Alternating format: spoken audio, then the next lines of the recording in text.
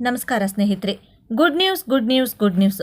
Post office ಮೂಲಕ ರಾಜ್ಯದ ಎಲ್ಲ ಜನಸಾಮಾನ್ಯರಿಗೆ ಬಂಪರ್ ಗಿಫ್ಟ್ ಬಂದಿದೆ. ಇತ್ತೀಚೆಗೆ ಅಂಚೆ ಇಲಾಖೆ ಒಂದು ಯಾರ ಕಣ್ಣಿಗೂ ಕಾಣದ ಸಂಸ್ಥೆಯಾಗಿದೆ. ಹಿಂದಿನ ಕಾಲದಲ್ಲಿ ಪತ್ರ ಬರೆಯುವುದು ಅಥವಾ ಇನ್ನಿತರ ಸಣ್ಣ ಪುಟ್ಟ ಕೆಲಸಗಳಿಗೂ ಕೂಡ ಅಂಚೆ ಕಚೇರಿ ಬಹು ಮುಖ್ಯ ವ್ಯವಸ್ಥೆಯಾಗಿತ್ತು.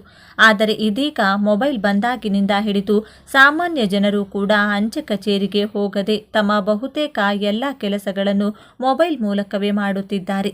ಇದೀಗ ಅಂಚೆ ಇಲಾಖೆಯು ಜನರ ಗಮನ ಸೆಳೆಯಲು ದಿಢೀರ್ ಹೊಸದೊಂದು ಯೋಜನೆ ಜಾರಿಗೆ ತಂದಿದೆ.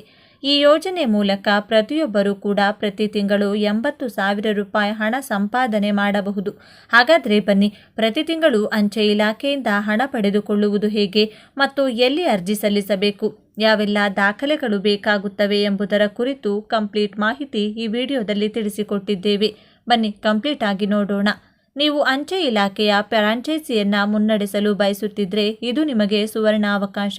ಭಾರತೀಯ ಅಂಚೆ ಇಲಾಖೆಯು ತನ್ನ ಸೇವೆಗಳ ವ್ಯಾಪ್ತಿಯನ್ನು ವಿಸ್ತರಿಸುವ ಜೊತೆಗೆ ನಿರುದ್ಯೋಗಿ ಯುವಕರಿಗೆ ಸ್ವಯಂ ಉದ್ಯೋಗದ ಅವಕಾಶ ನೀಡುವ ಉದ್ದೇಶದಿಂದ ಹೊಸ ಫ್ರಾಂಚೈಸಿ ಯೋಜನೆ 2.0 ಜಾರಿಗೆ ತಂದಿದೆ. ಈ ಯೋಜನೆ ಜನವರಿ 1, 2026ರಿಂದ ಜಾರಿಗೆ ಬಂದಿದೆ.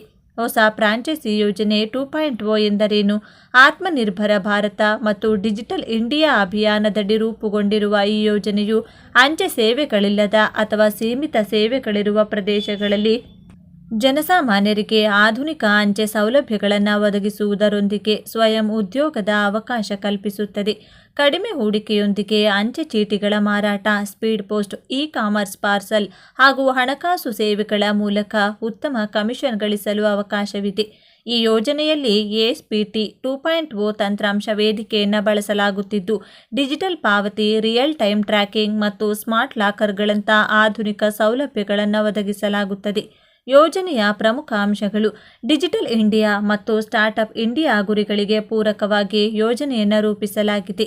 ನಗರ ಪ್ರದೇಶಗಳು, ದೊಡ್ಡ ಟೌನ್ಶಿಪ್ಗಳು, ಕೈಗಾರಿಕಾ ವಲಯಗಳು ಹಾಗೂ ಶೈಕ್ಷಣಿಕ ಕ್ಯಾಂಪಸ್ಗಳಲ್ಲಿಯೂ ಫ್ರಾಂಚೈಸಿ ಆರಂಭಿಸಲು ಅವಕಾಶ. ಇ-ಕಾಮರ್ಸ್ ಡೆಲಿವರಿ ಸೇರಿದಂತೆ ಆಧುನಿಕ ಸೇವೆಗಳ ಸೇರ್ಪಡೆ.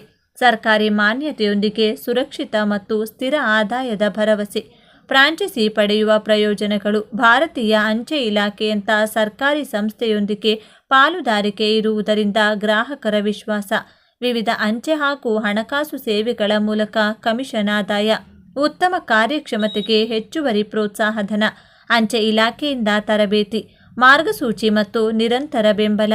ವರ್ಷವಿಡೀ ಸ್ಥಿರ ಗ್ರಾಹಕ ವಹಿವಾಟು. ಅರ್ಹತಾ ಮಾನದಂಡಗಳು: ಕನಿಷ್ಠ 10ನೇ ತರಗತಿ ಉತ್ತೀರ್ಣರಾಗಿರಬೇಕು.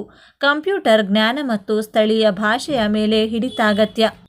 ಕನಿಷ್ಠ 18 ವರ್ಷ ವಯಸ್ಸು. ಜನನಿಬಿಡ ಪ್ರದೇಶಗಳಲ್ಲಿ ಸ್ವಂತ ಅಥವಾ ಬಾಡಿಗೆ ಮಳಿಗೆ ಅಥವಾ ಕಚೇರಿ, ಲ್ಯಾಪ್ಟಾಪ್ ಅಥವಾ ಡೆಸ್ಕ್ಟಾಪ್, ಇಂಟರ್ನೆಟ್, ತೂಕದ ಯಂತ್ರ, ಬಾರ್ಕೋಡ್ ಸ್ಕ್ಯಾನರ್ ಮತ್ತು ಪ್ರಿಂಟರ್ ಇರಬೇಕು. ಹೂಡಿಕೆ ಎಷ್ಟು? ಮರುಪಾವತಿಸಬಹುದಾದ ಭದ್ರತಾ ಠೇವಣಿ 5,000ದಿಂದ 10,000 ರೂಪಾಯಿ. ಮೂಲ ಸೌಕರ್ಯಕ್ಕಾಗಿ ಅಂದಾಜು 1 ಲಕ್ಷದಿಂದ 1.5 ಲಕ್ಷ ಹೂಡಿಕೆ.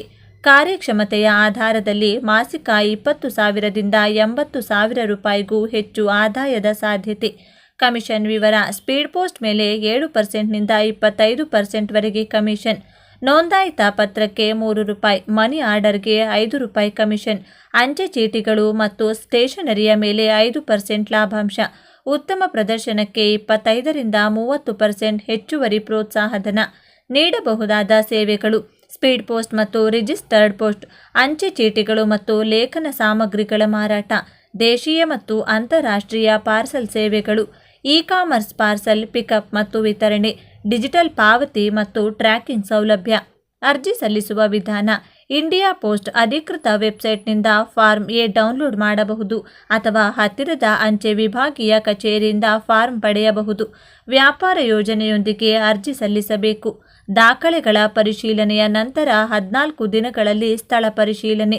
ಅನುಮೋದನೆ ನಂತರ ಒಪ್ಪಂದಕ್ಕೆ ಸಹಿ ಹಾಕಿ ಸೇವೆ ಆರಂಭಿಸಬಹುದು. ಅಗತ್ಯ ದಾಖಲೆಗಳು: ವಯಸ್ಸಿನ ಪುರಾವೆ, ಆಧಾರ್ ಅಥವಾ ಪ್ಯಾನ್ ಕಾರ್ಡ್, ವಿಳಾಸದ ಪುರಾವೆ. 10ನೇ ತರಗತಿ ಶೈಕ್ಷಣಿಕ ದಾಖಲೆ, ಮಳಿಗೆ ಮಾಲೀಕತ್ವ ಅಥವಾ ಬಾಡಿಗೆ ಒಪ್ಪಂದದ ಪತ್ರ.